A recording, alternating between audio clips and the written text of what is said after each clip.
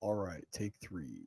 First rule of this channel, we do not talk about this channel. Second rule of this channel, this is not legal advice. So welcome to Chasing the Dragon Week 14. This is the reactive waiver wire pickup show. I think the bell of the wall on most other people's channels is going to be Ezekiel Elliott. I think he's fool's gold, but I'll get into that in a second. So let's see. The other things that I looked at when I went and cheated on other people's channels is Roschon Johnson. If he's available, he should be a priority pickup. What I'm doing is I'm chasing the 74% snaps attached to this Bears offense. I think the Bears may be trying to make Justin Fields a real NFL quarterback. So that means there's a possibility that this receiving work is going to continue, and that Roschon may get the goal line work over Justin Fields, who's kind of the de facto goal line back there. The two caveats to this is I would be monitoring a Deontay Foreman, whether or not he's active, because this could turn into a running back by committee. And then Khalil Herbert, again, that was the guy that we were chasing last week. And that means this week, I could see the snaps shifting around and either being a 50% backfield or whatnot. So week 14, I don't know how, it would be a little bit of a gamble to be rolling out Roschon, expecting this to continue without, knowing if this was just a one thing fluke.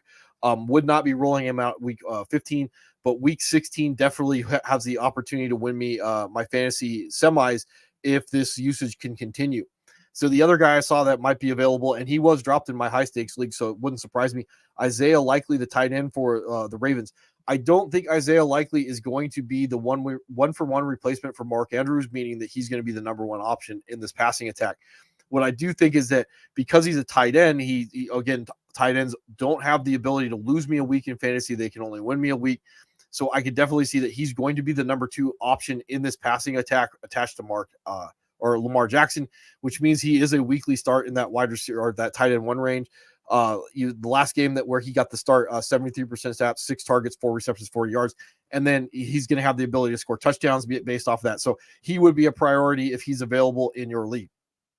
Jalen Hyatt coming off the bye, where he did 60% snaps, 6 receptions, 5 receptions on 6 targets, 109 yards.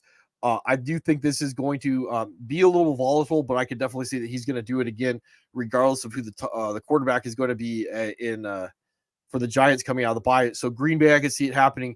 Maybe not New Orleans, maybe Philadelphia. Definitely the Rams in the championship, that he could have that one spike week to either get me there or win it all for me. So he would be a priority if he's available for chasing wide receivers in that wide receiver or flex range and those air yards. All right, there. So I talked about Zeke.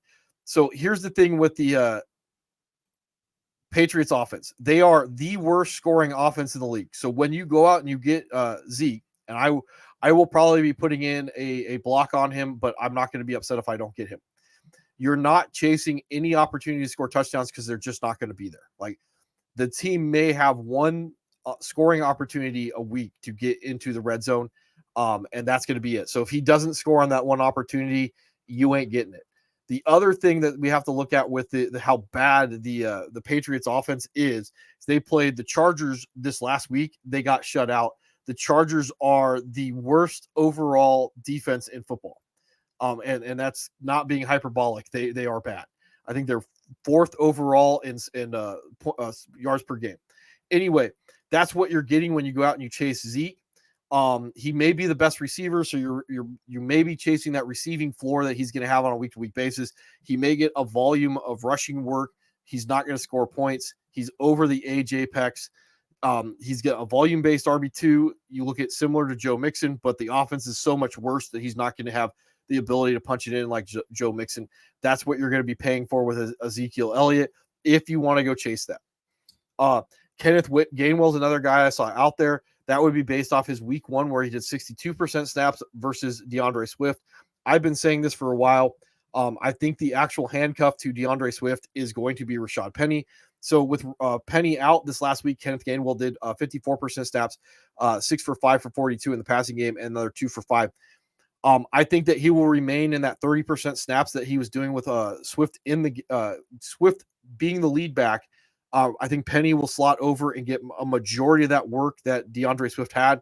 We don't even know the news on DeAndre Swift. We don't know if it's a concussion. We don't know if it's something else long-term, like a rib injury or whatnot.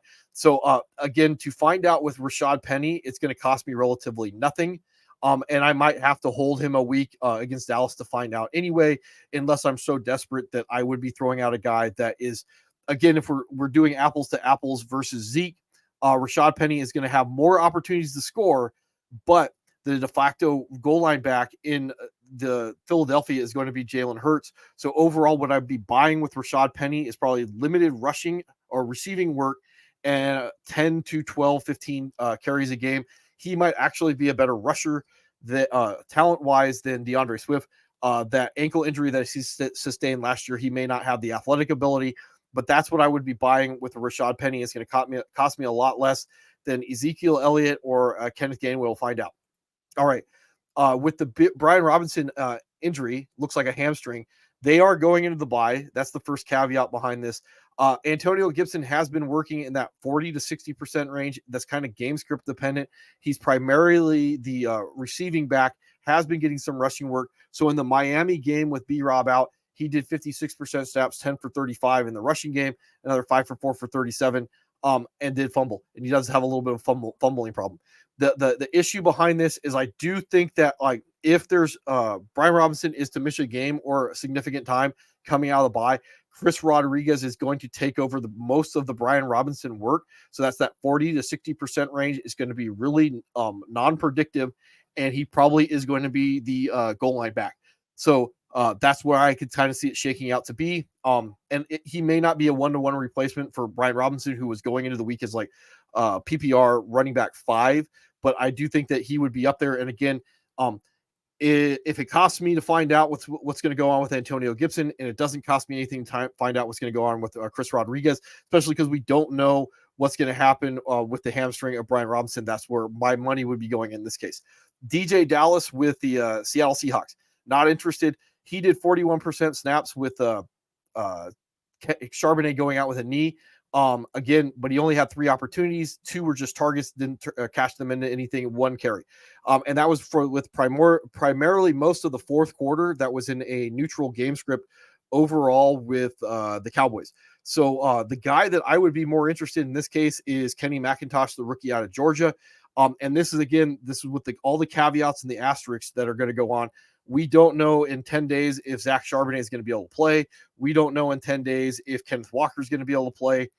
Even though they said with Kenneth Walker that his oblique injury is quote unquote complex, we don't know.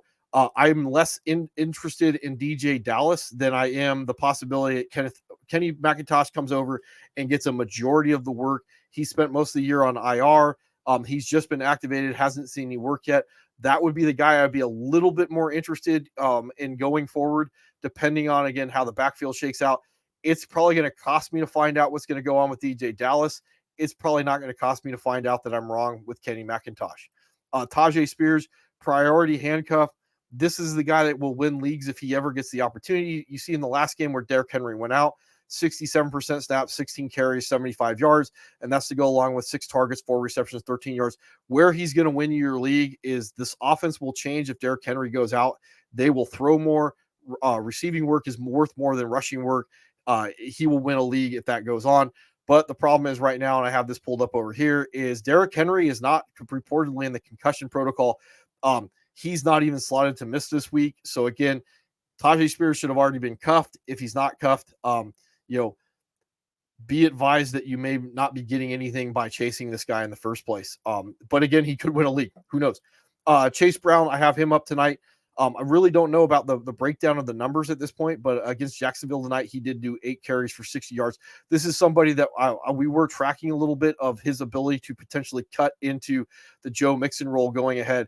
So I don't know if this is a cuff. I don't know if this is a change. Joe Mixon is probably not going to be in Cincinnati next year, but as long as Jake Browning is able to keep the Cincinnati Bengals in the playoff hunt, maybe this backfield doesn't flop over, but again, who knows? But again, it's going to probably cost you relatively nothing to find out. But if you're the Mixon owner, I would be prioritizing this. All right. So the main overall wide receiver to be picking up this week is Jonathan Mingo. I've been talking about him for a while now. He has had the snap share hovering in the 90% range for most of the season. Week 10, he did 7 targets. Then he's done 6, and then this week 10. overall with 69 yards. So again, we're just anticipating the spike week at this point.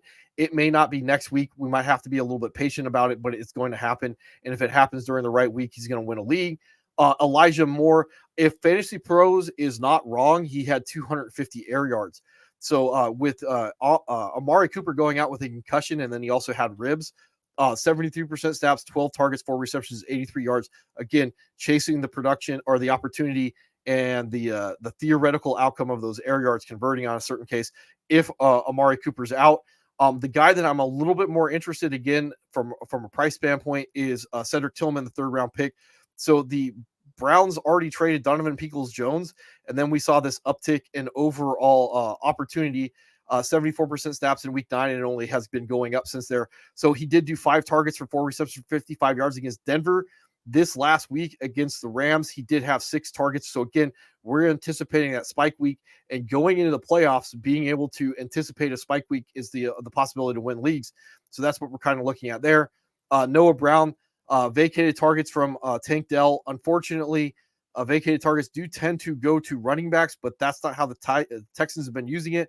Brevin Jordan, the tight end, I could definitely see him getting the opportunity if Dalton Schultz remains out. But Noah Brown, when he's had the opportunity in week 9 and week 10, he's definitely had those spike weeks. So chasing him as that wide receiver 3, if he got dropped in your league, is not a bad idea. And again, the right guy spikes in the right week, you're going to win some money. Romeo Doubs. So with Christian Watson going out and dealing with a hamstring issue, we're expecting those vacated targets again. Would expect those to go to Aaron Jones, but with Aaron Jones being out, might have to go to a wide receiver. So I could definitely see Romeo Doubs kind of being in that wide receiver 2 role from a fantasy perspective, that wide receiver 1 role from a real life football perspective. If Jaden Reed's in there available in your league, he would be a guy I'd be chasing for the time being. And then in deeper leagues, Dontavian Wicks, he has spiked a little bit when he's been given the opportunity.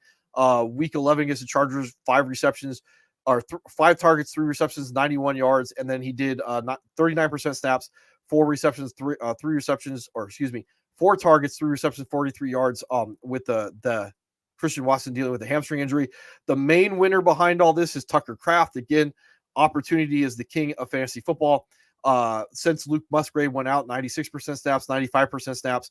This last game, he did have 6 targets. Again, tight ends can never win me or lose me my week. They can only win me my league.